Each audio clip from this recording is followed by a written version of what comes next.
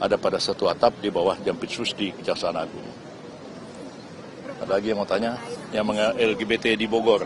Isu WNI ini Ya. yang WNI kalau mau pindah negara harus bayar 5 juta.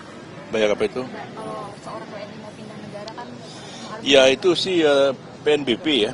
PNBP itu kan ditetapkan oleh Menteri Keuangan. Ya kalau tidak dengan peraturan pemerintah harus dengan peraturan Menteri Keuangan. Jadi kalau ada tarif bahwa orang yang sudah jadi WNI ingin keluar dari WNI dia bayar PNBP, itu penerimaan negara bukan pajak. Dan itu sudah menjadi ketetapan, ya tinggal dipatuhi saja.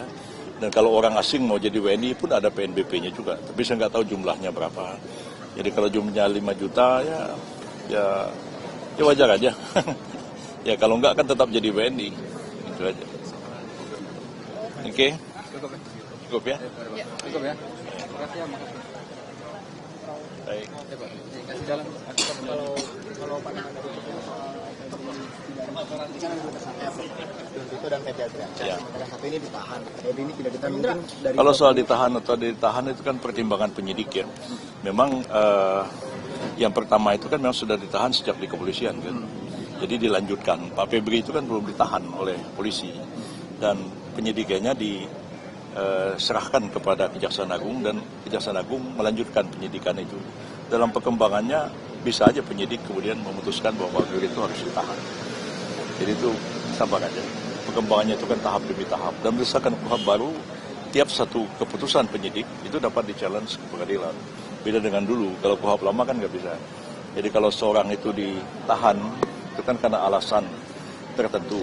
Kemudian khawatir melarikan diri, kedua menghilangkan barang bukti, ketiga khawatir mengulangi kejahatan. Kalau misalnya ditetapkan, ya orang yang ditetapkan ditahan kan bisa melakukan perlawanan ke peradilan. Jadi KUHP baru ini sudah begitu, tidak begitu menekankan lagi pada penahanan, kecuali memang dirasakan perlu. Kalau ditahan pun bisa di-challenge. Misalnya bupati melakukan tuduhan korupsi, dituduh korupsi, terus ditahan dengan alasan supaya dia tidak mengulangi perbuatannya. Bagaimana mengulangi perbuatannya? Dia udah nggak jadi bupati lagi. Misalnya contoh. Jadi coba kita lihat aspek ini. Sekarang ini KUHP baru, ya agak soft, lebih menjunjung tinggi nilai-nilai HAM, dan karena itu tidak sembarangan penyidik itu melakukan penahanan. Jadi tiap langkah penahanan, kalau dulu ditahan ya udah nyerah, sekarang ditahan, bisa dilawan di pra-peradilan. Anda misalnya Anda wartawan misalnya ditahan karena dituduh melanggar undang ITE, misalnya gitu kan, ditahan. Nah, Anda bisa lakukan perlawanan ke pra-peradilan. Jadi saya kira ini langkah positif sesudah berlakunya KUHP. Jadi soal Pak Febri itu ditahan atau tidak, kita lihat dari segi perkembangannya. Kan kita harus menghormati asas praduga tidak bersalah.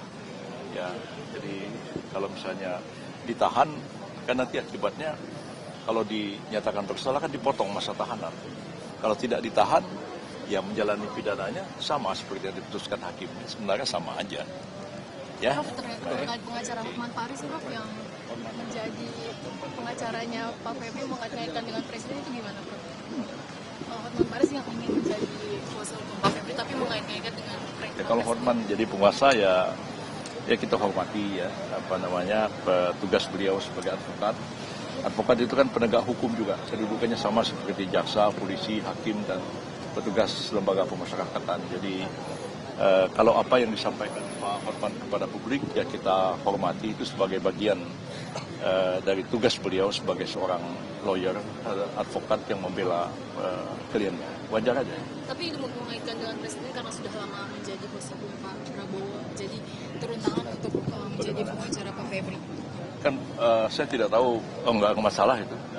Ya, kecuali masalah perdata. Kalau perdata misalnya perusahaan A, perusahaan B.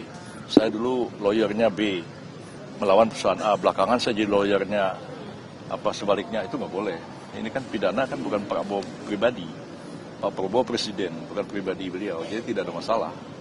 Dan seharusnya nggak dikaitkan dengan... Nggak melanggar kode etik advokat. Pak, tapi kalau penetapannya sangkar, lapor presiden nggak sih Pak? Nah ya.